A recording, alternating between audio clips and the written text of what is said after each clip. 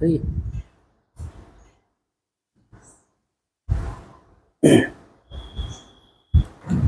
Good evening बच्चों, आप सभी को हमारी ओर से और जीएमसी एकेडमी की ओर से बहुत बहुत बधाइयाँ।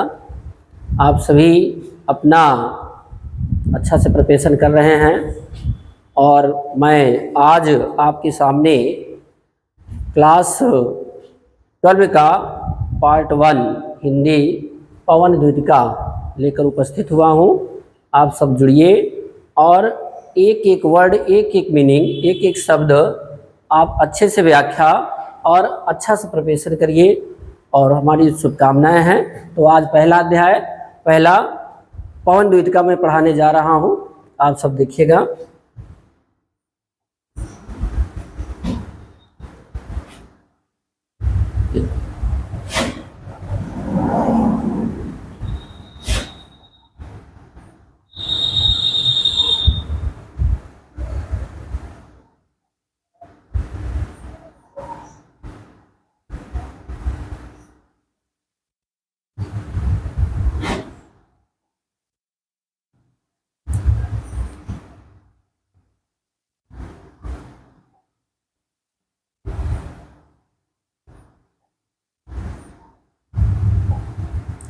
प्रथम पहला श्लोक, पहला दोहा पवन द्वितिका में अयोध्या सिंह हरिऔध द्वारा रचित पवन द्वितिका में बताया गया कि एक दिन राधा अपने महल में, अपने घर में उदास बैठी हुई थी। काव्य में ये हम देखेंगे। बैठी खिन्ना एक दिवस वे गेह में थी अकेली, आके आंसू दृग युगल से हे धरा को भिगोते, आई धीरे इस सदन में पुष्प सा गंध को ले, प्रातः वाली सुपवन इसी काल वातायनों से। पहला पद है और इस पद में संदर्भ होगा प्रस्तुत पद्यांश हमारी पाठ्य पुस्तक। ये पद काव्य है इसलिए पद्यांश लिखेंगे। प्रस्तुत पद्यांश हमारी पाठ्य पुस्तक हिंदी के काव्य खंड के पवन द्वितिका नामक पाठ से लिया गया है।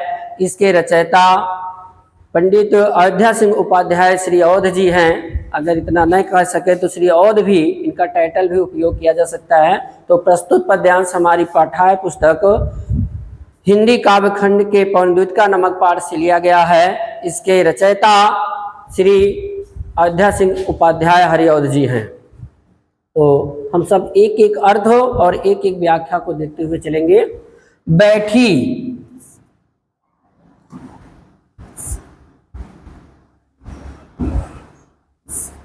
बैठी खिन्ना एक दिवस वे गेह में थी अकेली, अर्थात राधा। अयोध्या सिंह हरिऔध जी कहते हैं कि राधा बैठी हुई है, खिन्ना अर्थात दुखी, दुखी कह सकते हैं, उदास कह सकते हैं।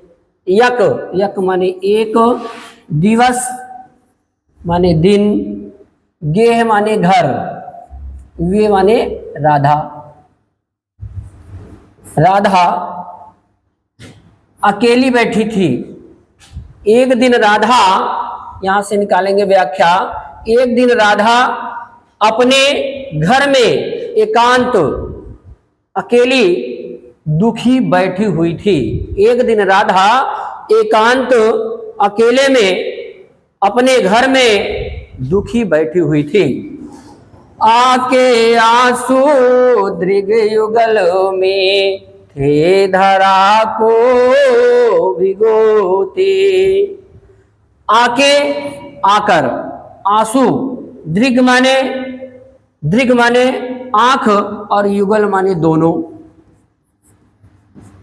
दोनों नेत्रों से, दोनों आंखों से आंसू निरंतर बह रहे थे, गिर रहे थे और निकल रहे थे। धरा, धरती, धरा का अर्थ धरती, धरती को भिगोते हुए, अर्थात राधा की आंखों से आंसू निरंतर गिर रहे थे और गिर करके धरती को, इस धरातल पर भिगो रहे थे, धरती पे गिर रहे थे। आई धीरे इस सदन में पुष्प सा गंध को ले, आई धीरे से इस सदन में, सदन माने घर, जिस घर में राधा अकेली उदास दुखी अवस्था में बैठी हुई थी, उस घर में ही पुष्प के समान सुगंध लेकर, पुष्प से रंजित, पुष्प के समान, जैसे पुष्प से सुगंध निकलता है, पुष्प के समान सुगंध को लेकर के आई इस सदन में। कौन आई? प्रातः वाली सुपवन इसी काल वातायनों से, वातायनों अर्थात खिड़कियों,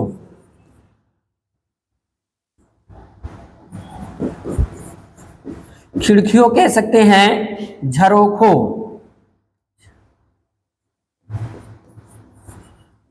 झरोखों, खिड़कियों, झरोखों, वातायनों का मतलब झरोखों होता है, झरोखों से, छिद्रों से, जहां कमरे होते हैं, बंद कमरे हैं, और कमरे में जो छिद्र होते हैं, उन छिद्रों के रास्ते प्रातःकालीन, सुबह वाली, सुबह वाली, सुपवन, सुपवन माने सु माने सुंदर, सुंदर पवन, पवन माने वायु, इसी काल, इसी काल का मतलब उसी समय, उसी समय, जिस समय राधा अपने महल में, अपने घर में अकेली बैठी हुई दुखी उदास थी और उसके आंखों से आंसू निरंतर गिर रहे थे, धरती को भिगो रहे थे, उसी समय प्रातः सुबह वाली जो सुंदर वायु, सुरीली वायु होती है, शीतल वायु होती है, वह वायु पुष्प के समान सुगंध लेकर के उस महल में, उस घर में प्रवेश किया। किसके रास्ते? झरोखों के रास्ते, झरोखों के रास्ते प्रातःकालीन वायु राधा के भवन में, राधा के घर में प्रवेश किया, पुष्प के समान सुगंध वायु लेकर।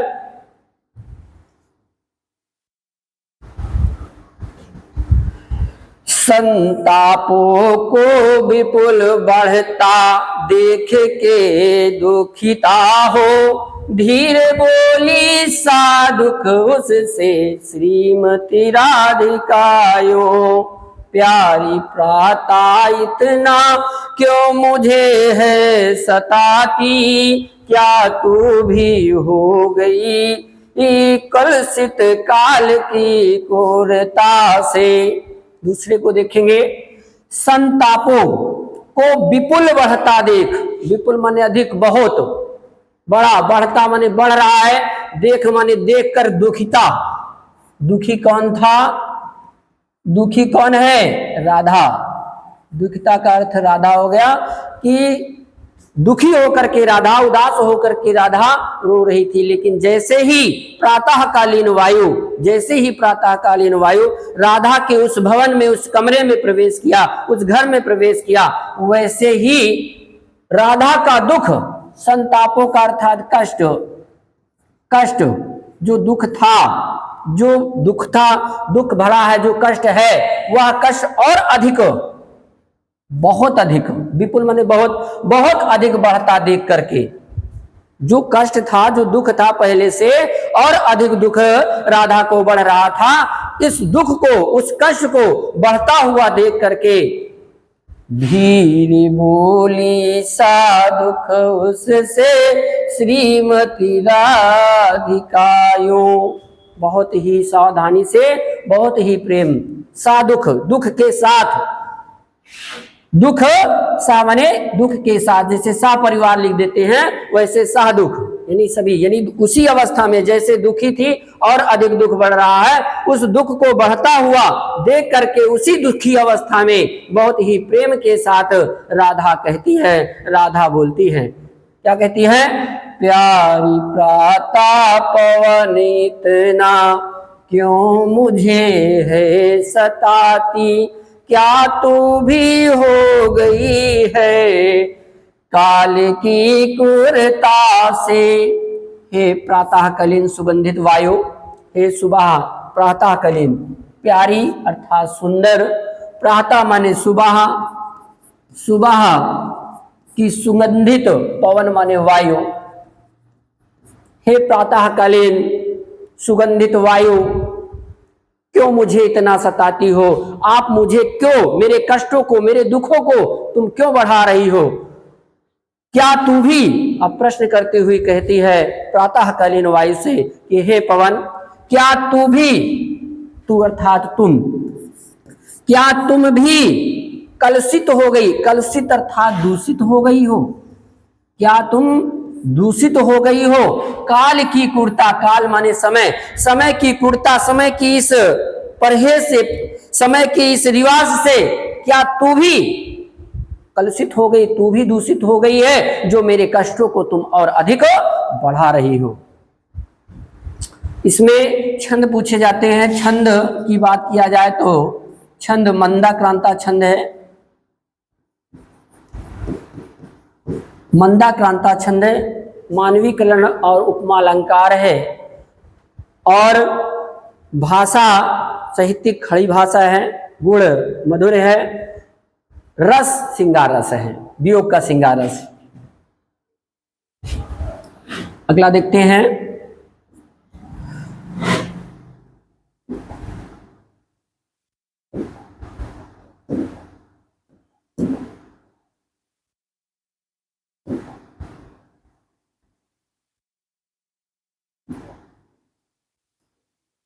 मेरे प्यारे नौ जलद से कंज से नेत्र वाले, मेरे प्यारे नौ जलद से कंज से नेत्र वाले, आए न मधुवन से और न भेजा संदेशा, मैं रो रो के प्रिय विरह में बावली हो रही हूँ, जाके मेरी सब दुख कथा श्याम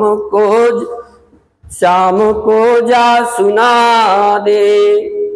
अब यहाँ पास राधा, सबका संदर्भ सेम रहेगा, संदर्भ चेंज नहीं होगा, संदर्भ सबका समान रहेगा। प्रस्तुत पद्यांश हमारी पाठ्य पुस्तक हिंदी काव्य खंड के पवन द्वीतिका नामक पाठ से लिया गया है। इसके रचयिता श्री अयोध्या सिंह उपाध्याय हरिऔध जी हैं। देखिए, मेरे प्यारे नौ जलद से कंज से नेत्र वाले, अर्थात यहाँ पास प्रसंग पूछता नहीं है, वैसे भी याद रखेंगे प्रसंग रहेगा। राधा क्या है, यहाँ पास प्रस्तुत पंक्ति में पवन को अपना दूत बनाती है और दूत बना करके अपने प्रीतम श्री कृष्ण के पास भेजती है कि हे पवन, आप मेरी बात मान लो और मेरी बात मान करके मेरा संदेशा ले जाकर हमारे प्रीतम श्री कृष्ण को बता देना। लेकिन कैसे बताओगी तुम, क्या उन्हें पहचानती हो? इसलिए राधा पवन दूतिका को अपने प्रीतम श्री कृष्ण के सौंदर्यता के बारे में, उनके विषय में बताते हुए कहती है। क्या कहती है, व्याख्या देखेंगे। मेरे प्यारे नौ जलद से कंज से नेत्र वाले, मेरे प्रीतम, मेरे प्यारे अर्थात मेरे प्रीतम कौन है ये बताएंगे। नौ जलद, नौ माने नए, नया, नया, जलद माने बादल, जलद माने बादल, नौ माने नया, जलद माने बादल, कंज से, कंज माने, कंज माने कमल, नेत्र माने आंख। मेरे प्रीतम श्री कृष्ण, मेरे प्रीतम श्री कृष्ण जो बहुत ही प्यारे, बहुत ही सुंदर हैं, उनके सुंदरता का वर्णन पवन से कहती है। हे पवन, मेरे प्रीतम श्री कृष्ण का जो शरीर है वो शरीर नए बादल के समान, जिसे आसमान में नीले रंग के बादल क्या है टुकड़ों में छाए रहते हैं, उस बादल के समान, नीले नए बादल के समान मेरे प्रीतम श्री कृष्ण का शरीर है।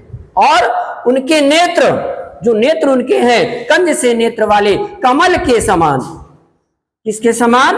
कमल के समान नेत्र वाले, कमल के समान नेत्र वाले हमारे प्रीतम श्री कृष्ण का जो आंखों है वह कमल के समान है। कमल का मतलब होता है जो कमल की आकृति होती है, बनी हुई आकृति, वैसे कमल के समान सभी का नेत्र होता है, कमल के समान सभी का नेत्र होता है। लेकिन यहां कवि ने कल्पना करके स्पष्ट कर दिया कि भगवान श्री कृष्ण का जो नेत्र है वो किसके समान है? कमल के समान है। अपने प्रीतम श्री कृष्ण के विषय में राधा बोलती हुई कहती है कि हे पवन, जब हमारे प्रीतम श्री कृष्ण को आप देखोगी तो उनका जो शरीर है, जो बदन है, वो बादल के समान, नए बादल के समान है, और जो उनके नेत्र हैं कमल के समान नेत्र वाले हमारे प्रीतम हैं। और क्या हुआ? आए न मधुवन से और न भेजा संदेशा, मेरे प्रीतम श्री कृष्ण आए नहीं, अर्थात जिस दिन से चले गए हैं या जब से चले गए मधुवन अर्थात मथुरा चले गए हैं, मथुरा मधुवन जहां वो होंगे वहां मधु अर्थात सुंदर वन होगा, वहां प्यारा क्षेत्र होगा। ऐसा नहीं है कि जहां श्री कृष्ण होंगे वहां दुख होगा, कष्ट होगा, ऐसा नहीं। मधुवन, मधुवन का मतलब होता है वहां प्रेम होगा, सुंदरता होगी। अर्थात जिस दिन से वो मधुवन चले गए, सुंदर जगह, इससे भी सुंदर जगह ब्रज छोड़कर चले गए, उस दिन से न लौट करके आए हैं। आना अर्थात लौट कर नहीं है, ना माने नहीं, लौट कर नहीं है, और अर्थात और ना ही कोई संदेशा भेजा है हम लोगों के पास। और इसीलिए मैं रो रो के प्रिय बिरह से बावली हो रही हूं। बावली अर्थात पागल जैसा हो जाना। राधा और समझा रही है, पवन से कहती है, पवन मैं रो रो करके, अर्थात मैं राधा कह रही है प्रिय विरह में, प्रिय अर्थात श्री कृष्ण के प्रेम में, विरह में प्रेम में मैं बावली हो रही हूं। अभी पूर्ण रूप से पागल नहीं हुई हूं, लेकिन श्री कृष्ण की याद में, उनके विरह में, उनसे अलग होने के कारण, उनसे दूर होने के कारण मैं पागल सी होती जा रही हूं। और जाके मेरी सब दुख कथा श्याम को तू सुना दे। हे पवन, जो मैंने बताया जाके अर्थात पहुंचकर, जब वहां पहुंचना तो मेरी जो संपूर्ण, सब मतलब संपूर्ण, जो संपूर्ण दुख है, जो कष्ट है मेरा, ये इस कष्ट को, इस दुख की सारी कथा, सारी कहानी जाकर मेरे प्रीतम श्याम को जाकर सुना दो, जिससे कि हो सकता है वो याद करके, मेरी याद करके मेरे पास आ जाए।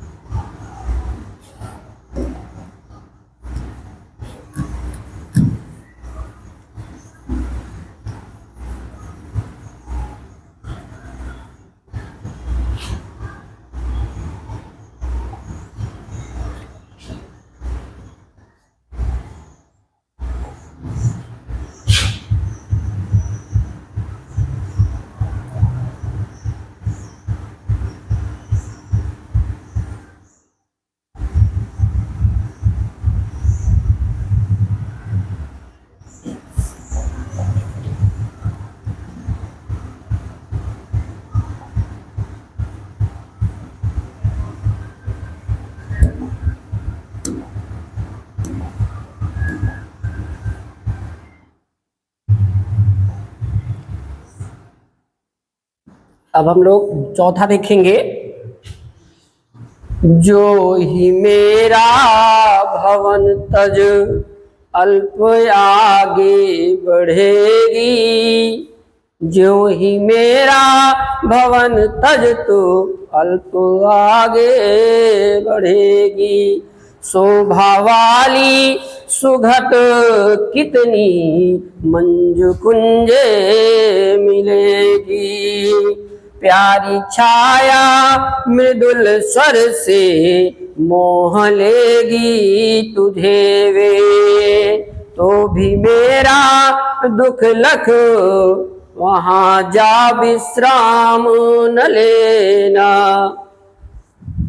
क्या कह रही है राधा पवन को आगे समझाते हुए, जो अपना दूत बना लिया, अपना सेवक बना लिया और सेवक बनाकर संदेशा वाहक, क्योंकि पहले के समय पोस्ट नहीं थे कि डाकिये पहुंच जाते थे, तो डाकिये का काम यहाँ कर रहे हैं वायु पवन को, और संदेशा भेजा रही है और समझाते हुए कहती है, क्या कह रही है, ज्यों, ज्यों मतलब जैसे ही,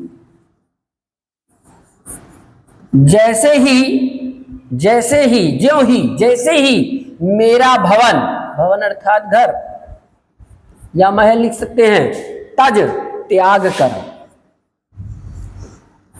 त्याग कर, तू अर्थात तुम, अल्प माने थोड़ा, थोड़ा आगे आगे बढ़ेगी, जाएगी। हे पवन, जैसे ही, जैसे ही मेरा भवन, मेरा घर, मेरा महल त्याग कर, छोड़कर, अल्प आगे, थोड़ी ही दूर आप बढ़ जाओगी, थोड़ी ही दूर जाओगी, वैसे ही क्या मिलेगा, शोभा वाली सुखद कितनी मंजू कुंजे मिलेगी। शोभा वाली, सुखद, सभी प्रकार से सुख प्रदान कर देने वाली, सुख देने वाली, सुखद का अर्थात होता है सुख देने वाली। शोभा सुंदरता से परिपूर्ण, सुंदरता से परिपूर्ण क्या मिलेगी, मंजू माने कोमल,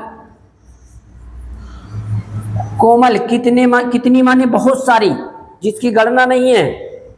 कुंज, कुंजे, कुंजे माने लता वाले पौधे, छाए वाले, बावड़ियां जिसे हम कह सकते हैं।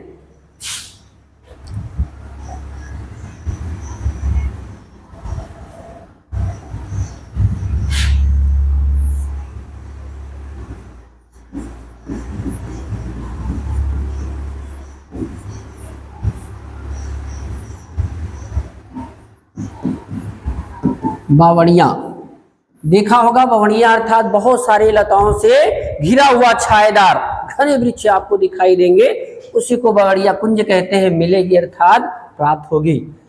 राधा कह रही है, हे पवन, जैसे ही मेरे घर को, मेरे महल को आप तज करके थोड़ी दूर आगे बढ़ोगी, वैसे ही तुम्हें क्या मिलेगी, सुंदरता से प्रपूर्ण, सभी प्रकार से सुख प्रदान कर देने वाली छायेदार वृक्ष, ना जाने कितने, बहुत सारी गनेदार ऐसे मिल जाएंगे, सुंदर सुंदर कुंजे मिलेगी, कोमल कोमल, कोमल मंजू माने कोमल, और मंजू माने सुंदर भी होता है, सुंदर कह सकते हैं, सुंदर कोमल लता वाले सुंदर वृक्ष, सुंदर बावड़ियां आपको देखने को मिलेगी।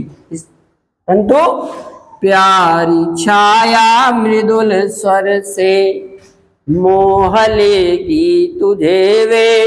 हे पवन, वो इतने सुंदर हैं जो समस्त प्रकार से सुख को प्रदान करने वाली हैं, और इतनी सुंदर हैं कि आपको अपनी छाया द्वारा, अपने छाया से, मृदुल स्वर से, सुंदर मीठे आवाज से, ध्वनि से आपको मोहित कर लेगी, अर्थात आकर्षित कर लेगी, खींच लेगी।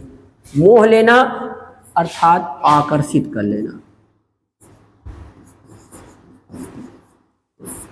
आकर्षित कर लेना, खींच लेना अपनी ओर। तुझे वे, हे पवन, इतनी सुंदर छाया है उनकी, उन वृक्षों की, उन छायों की, कि आपको अपने मृदुल स्वर से, मीठे मीठे आवाजों के द्वारा, ध्वनियों के द्वारा मोहित कर लेगी, आकर्षित कर लेगी, खींच लेगी। लेकिन हे पवन, याद रखना मेरी बात, क्या, तू भी मेरा दुख लख, वहां जाना विश्राम लेना।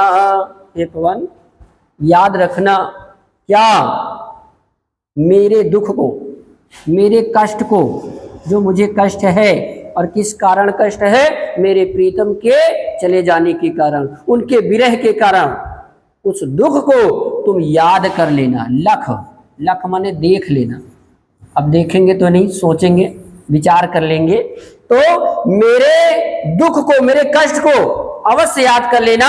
वहां जा, ना विश्राम लेना, वहां जाना तो उसकी छाया का आनंद अवश्य लेना, वहां बैठना भी, लेकिन मेरे दुख को, मेरे कष्ट को याद करके तुम वहां रुकना नहीं, विश्राम न लेना, अर्थात आराम मत करने लगना, आराम मत करने लगना या रुक मत जाना। मेरे दुख को याद करके पुनः उस छाए से, उस बावड़ियों से, उस कुंजों से आप अवश्य ही बाहर चली जाना, रुकना नहीं। इतना कटा है।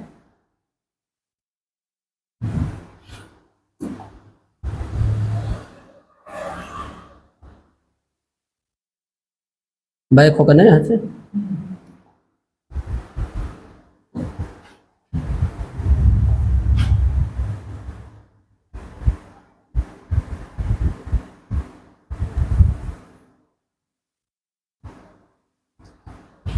अब पांचवा देखेंगे।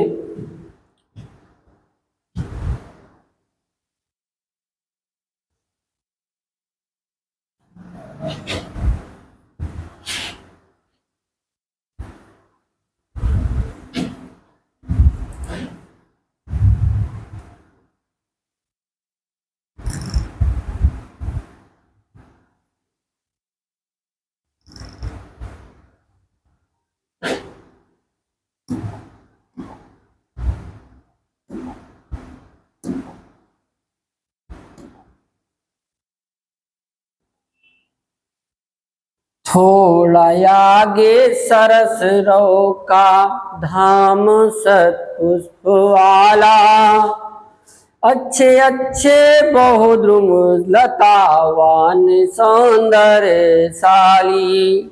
हे पवन, पांचवा हम देखेंगे अब। थोड़ा आगे, और समझा रही है पवन को, जैसे ही थोड़ी दूर, थोड़ा और आगे जाओगी। सरस रौ, रौ माने ध्वनि, आवाज।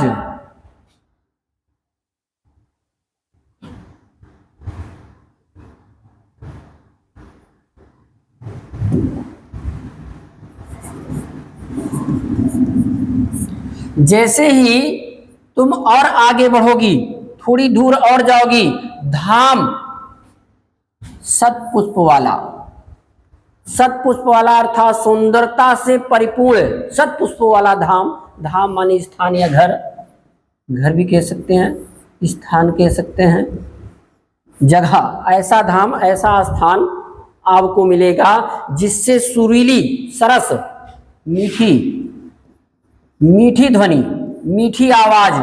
हे पवन, जैसे ही आप और थोड़ी दूर आगे बढ़ोगी, वैसे ही तुम्हें बहुत ही सुंदर, मीठे मीठे ध्वनियों को देने वाले, ध्वनि निकलने वाले सतपुष्पों, पुष्पों के समान सुगंधित सतपुष्पों वाला धाम मिलेगा, घर मिलेगा, जहां, घर जैसा, जहां अच्छे अच्छे बहुद्रुम लतावान सौंदर्यशाली।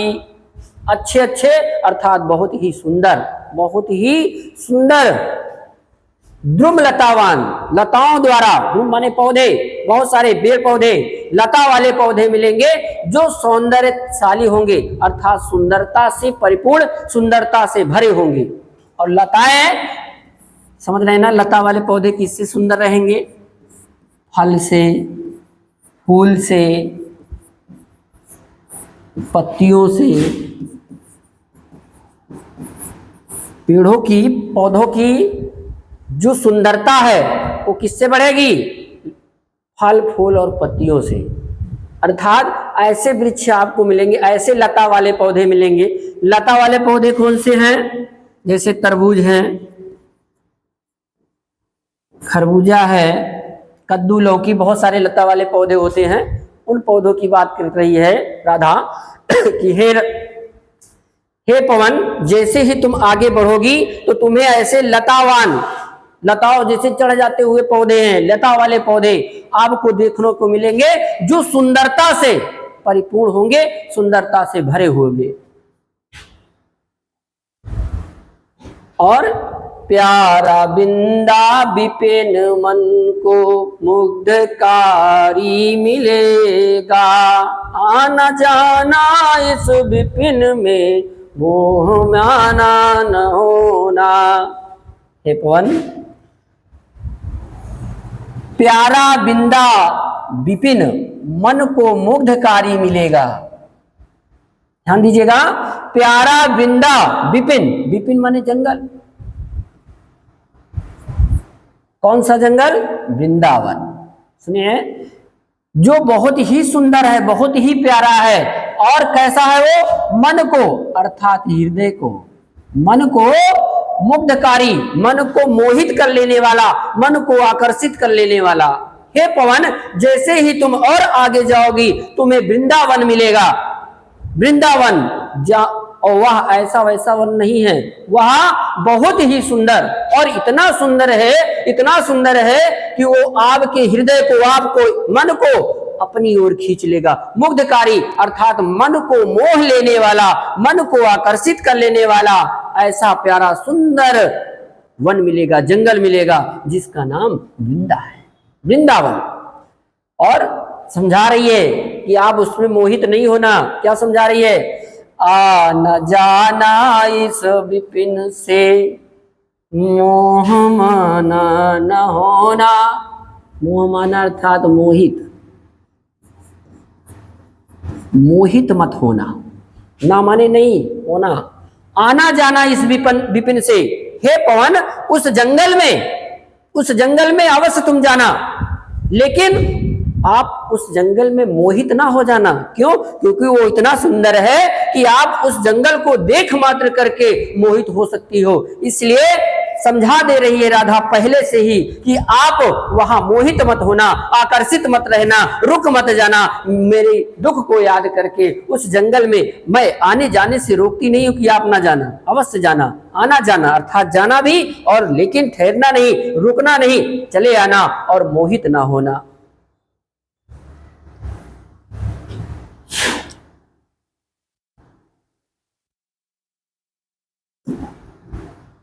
पांचवा हुआ पद्य।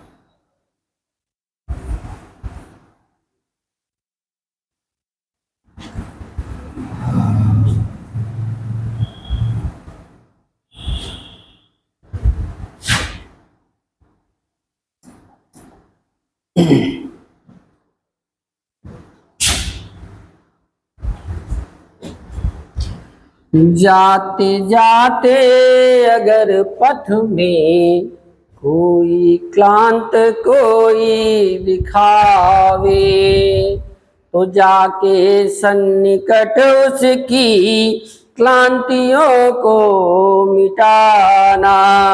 धीरे धीरे परस करके गात उत्ताप खोना, सदगंधों से श्रमित जन को हर्षितो सा बनाना। इस पद में राधा पवन को समझा रही है, और ये भी देखिए राधा अपने दुख के साथ साथ लोगों के दुख को भी याद करते हुए, समझाते हुए कहती है, यदि मेरे संदेशे को ले जाते जाते रास्ते में, मार्ग में कोई और दुखी व्यक्ति अगर दिखाई दे तो उसके दुख को अवश्य दूर करना, उसको छोड़कर आगे मत बढ़ना, उसके कष्ट को, उसके दुख को दूर करके ही आप आगे जाना। क्या समझा रही है? व्याख्या में देखेंगे, जाते जाते अगर पथ में क्लांत कोई दिखावे। क्लांत, क्लांत का मतलब दुखी, दुखी कह दें या श्रमित कह दें। श्रमित अर्थात थका हुआ, थका हुआ। पथ माने रास्ता, रास्ते में पवन समझा रही है, और राधा समझा रही है पवन को कि हे पवन, हे पवन दूत का, हे पवन, यदि जाते जाते मेरा संदेशा ले जाते, अर्थात चलते चलते। जाते जाते व्याख्या में क्या करेंगे, चलते चलते। जाते जाते अगर पथ में क्लांत कोई दिखावे, हे पवन यदि चलते चलते मार्ग में रास्ते में आपको कोई भी रास्ते में दुखी व्यक्ति दिखाई पड़ जाए, थका हुआ व्यक्ति दिखाई पड़ जाए, श्रमित अर्थात थका हुआ, अगर क्लांत कोई दिखावे, कोई भी व्यक्ति, इससे मतलब नहीं कौन है वो, कोई भी व्यक्ति यदि कोई श्रमित हो, थका हुआ व्यक्ति दिखाई दे पड़ जाए, तो हे पवन तो जाके सन्निकट उसकी क्लांतियों को मिटाना। हे पवन मेरी प्रार्थना है आपसे कि आप उसके पास चली जाना, जाके तो उसके सन्निकट माने पास, उसके पास जाना, उसकी क्लांतियों को, उसकी थकान को, क्लांति अर्थात थकान को, दुख को अवश्य दूर कर देना। हे पवन उस थके हुए व्यक्ति के पास अवश्य तुम चली जाना और उसकी थकान को दूर करके ही आगे बढ़ना। और क्या कह रही है, धीरे धीरे परस करके गात उत्ताप खोना। हे पवन आप पास जाना उसके और जा करके बहुत ही सावधानी के साथ, बहुत ही साधारणता के साथ उसे स्पर्श करना। परस माने स्पर्श करके, छू करके, गात माने शरीर, गात माने शरीर, उत्ताप, उत्ताप मतलब जो गर्मी है उसे, जो गर्मी से परेशान हो गया है, थक गया है, पसीने से लसपस हो गया है, खोना माने समाप्त कर देना, खोना अर्थात समाप्त करना।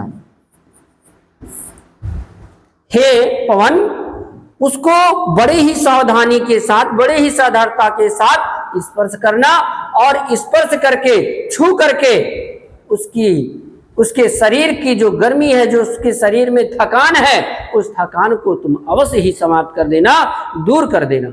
और सदगंधों से श्रमित जन को हर्षितो सा बनाना। हे पवन सदगंधों से श्रमित जन को, जन माने उस व्यक्ति को, लोगों को अपने सदगंधों से, अपने सुगंधों के द्वारा, अपने सुगंधों के द्वारा, जो वायु के पास सुगंध है उस सुगंध से श्रमित जन, श्रमित माने थका हुआ, थका हुआ जन माने लोग, जो थका हुआ व्यक्ति हो, जो लोग थके हुए हो, उनके थकान को दूर करके अपने सुगंधों के द्वारा, अपने गुणों के द्वारा उनके थकान को दूर करके आप उन्हें पहले जैसा हर्षितोत्साह बनाना। हर्षित माने प्रसन्न करना, खुश कर देना, जैसे पहले वो प्रसन्न थे, खुश थे, उस प्रकार उन्हें पुनः उनकी थकान को दूर करके, उनके कष्ट को दूर करके आप पहले जैसा प्रसन्न चित्त कर देना, खुश कर देना, तभी आगे जाना। आगे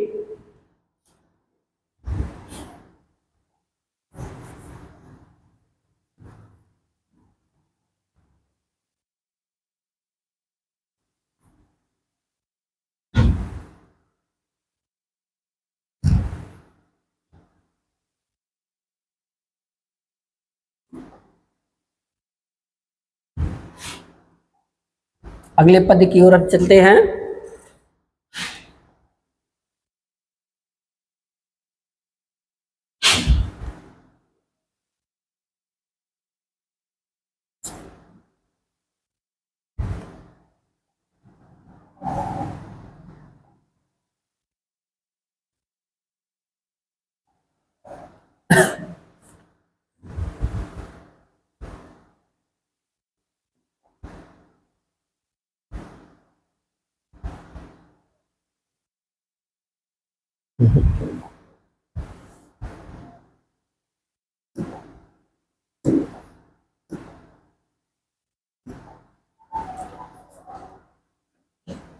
लज्जाशीला पथिक महिला जो दृष्टि आए।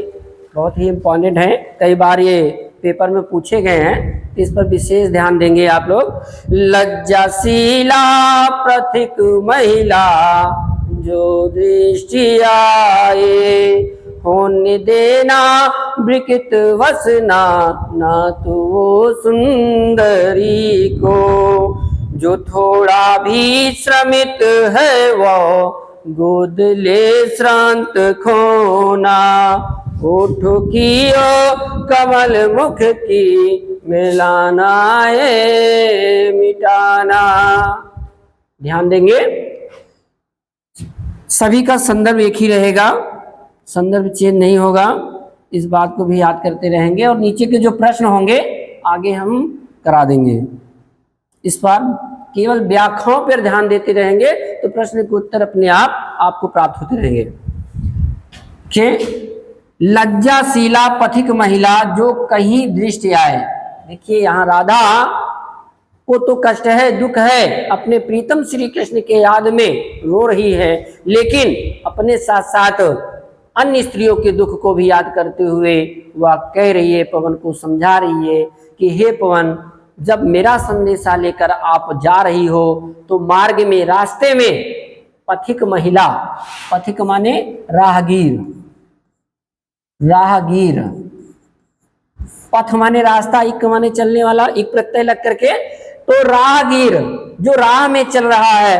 अब कौन चल रहा है यहाँ? महिलाएं, अर्थात कोई स्त्री, कोई स्त्री कहीं भी दृष्टि आए, दिखाई पड़ जाए, दिखाई देना, यदि वह स्त्री कहीं भी दिखाई दे, लेकिन कैसी?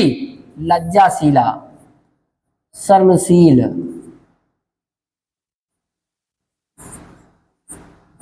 पहले के समय में मोटर गाड़ियां नहीं थी, तो उस समय क्या है, अपनी नई नवेली दुल्हन को बुलाने के लिए क्या है, उनके ससुर जाया करते थे, और जो वो अपने घूंघट को काढ़ करके, घूंघट को लगा करके जाती थी, और समझा रही है राधा कि ऐसी स्त्रियों के घूंघट कहीं ससुर के सामने खुल ना जाए, जिससे वो शर्मा जाए, इसलिए समझा रही है कि हे पवन क्या करना, क्योंकि आगे आगे ससुर जी चल रहे हैं तो पीछे क्या है, बहू चल रही है, और वह महिला क्या है, अपने मुख को ढकी हुई है, शर्मशील लज्जाशीला है, जो क्या करेगा, अगर उसके ससुर के सामने उसका मुख खुल जाएगा तो वहां शर्मा जाएगी।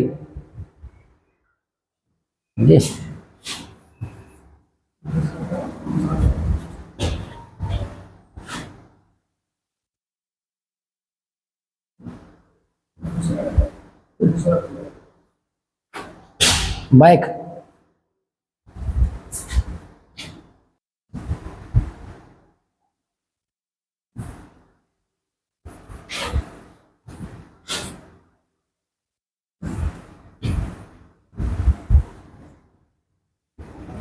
चलिए चला दीजिए।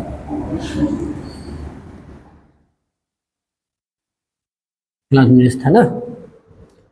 लज्जाशीला पथिक महिला जो कहीं दृष्टि आए। लज्जाशीला अर्थात नई नवेली दुल्हन जो शर्मशील है,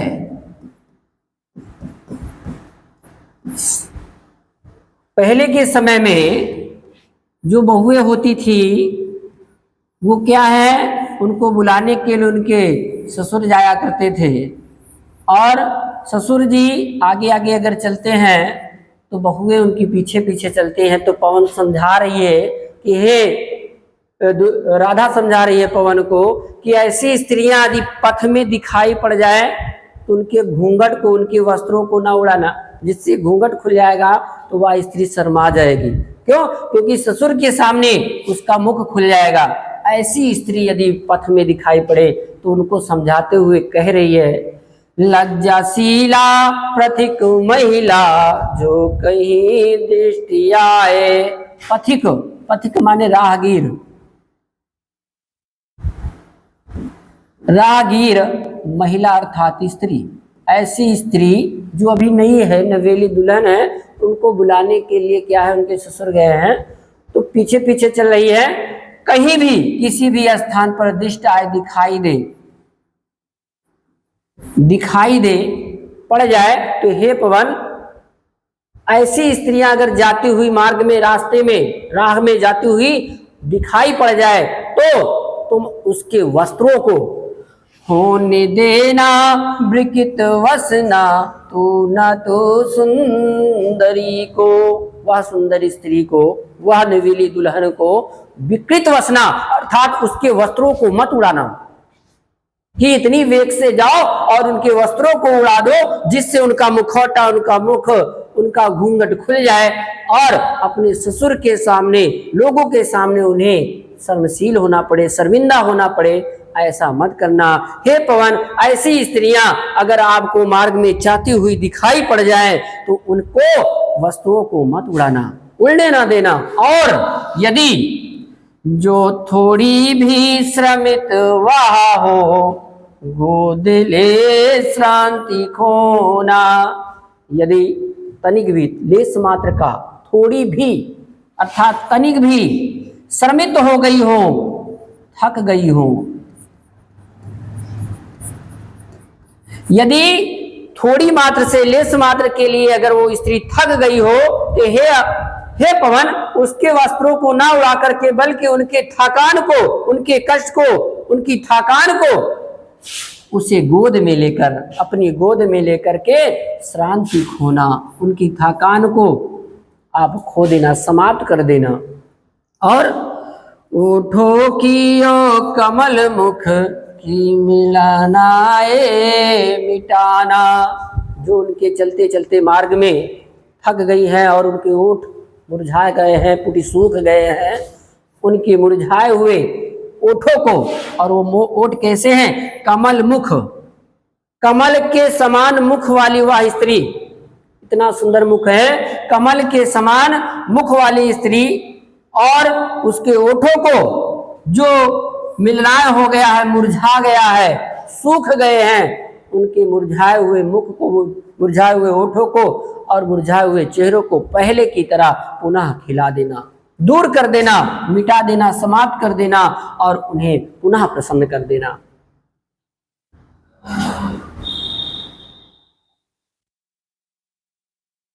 किसक ललना जो कहीं दृष्टि आए, धीरे धीरे परस उनकी क्लांतियों को मिटाना।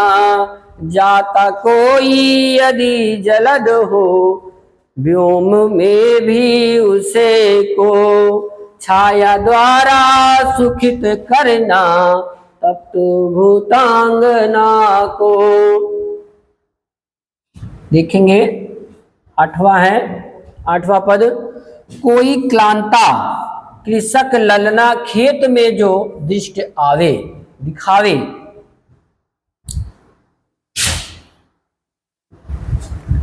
कोई क्लांता अर्थात दुखी, श्रमित, क्लांता मतलब श्रमित, और श्रमित का मतलब होता है थका हुआ, थका हुआ, थक गया हो काम करते करते।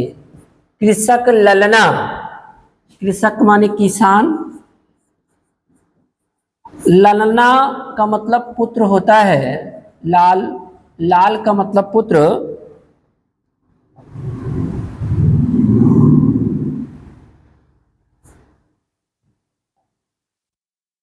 लाल का पुत्र माने पुत्र होता है, लेकिन यहां दिया है ललना, तो ललना का मतलब होता है स्त्री।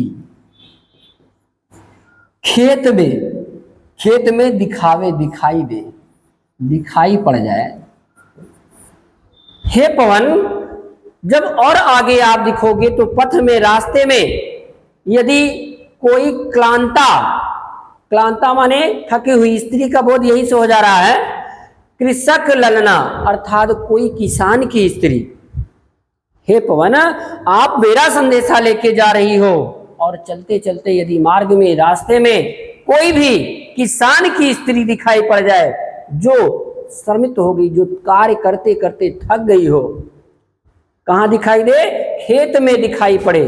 जब वहां कार्य करते करते यदि खेत में दिखाई दे रही है ऐसी स्त्री जो थक गई है काम करते करते, तो तुम उसके पास चले जाना। क्या करना? धीरे धीरे परस उसकी क्लांतियों को मिटाना। हे पवन, आप बड़ी ही सावधानी के साथ, बड़ी ही चतुरता के साथ आप पहुंचना उस स्त्री के पास जो कार्य का खेत में काम करते करते थक गई है पूरी तरह से। यदि ऐसी स्त्री आपको दिखाई पड़ रही है उसके पास जाकर के बहुत ही सावधानी चतुरता के साथ उसे स्पर्श करना, छूना, और स्पर्श करके उसकी क्लांतियों को, जो उसकी थकान है, जो कार्य करते करते थक गई है, उसकी क्रांतियों को अवश्य समाप्त कर देना। और क्या करना आगे समझा रही है।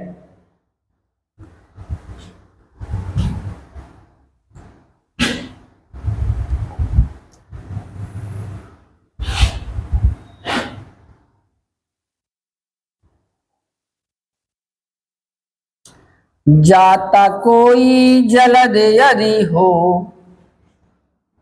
जाता कोई जलद यदि हो, व्योम में तो उसे ला।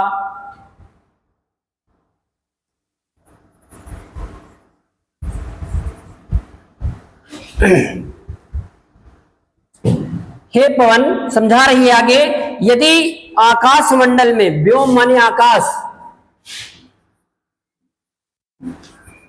यदि आकाश में जलद माने बादल, जाता माने जा रहा हो।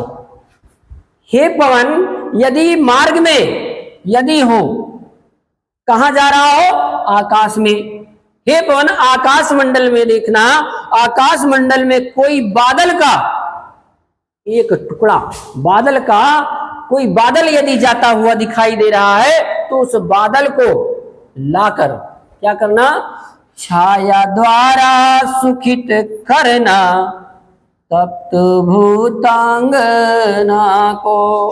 भूतांगना अर्थात स्त्री, उस स्त्री को जो थक चुकी है, किसान की वो स्त्री, किसान की वह पत्नी जो खेतों में काम करते करते पूरी तरह से थक गई है। तो हे राधा, आप क्या करना? आकाश में देखना, आकाश में जो बादल नया जा रहा हो, बादल जा रहा हो, उस बादल को ला करके उसके समक्ष क्या करना? उस छाया के द्वारा सुखित करना, प्रसन्न करना, आनंद प्रदान कर देना। तब तो भूतांगना को, अर्थात जो गर्मी से, थकान से बिल्कुल थक चुकी है, काम करते पसीने से लसपस्त हो गई है, ऐसे स्त्री को, उसके थकान को, उसकी गर्मी को इस बादल के टुकड़े द्वारा समाप्त कर देना और समाप्त करके उसे पहले जैसा सुखित करना, अर्थात प्रसन्न कर देना, खुश कर देना।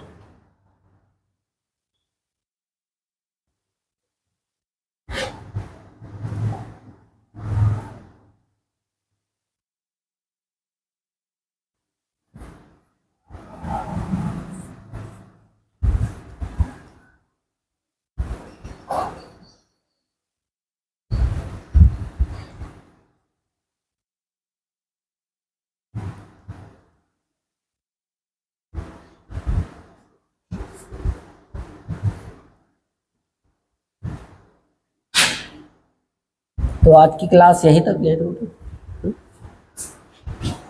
फिर यहीं से देखेंगे। तब तक के लिए जय हिंद, जय भारत।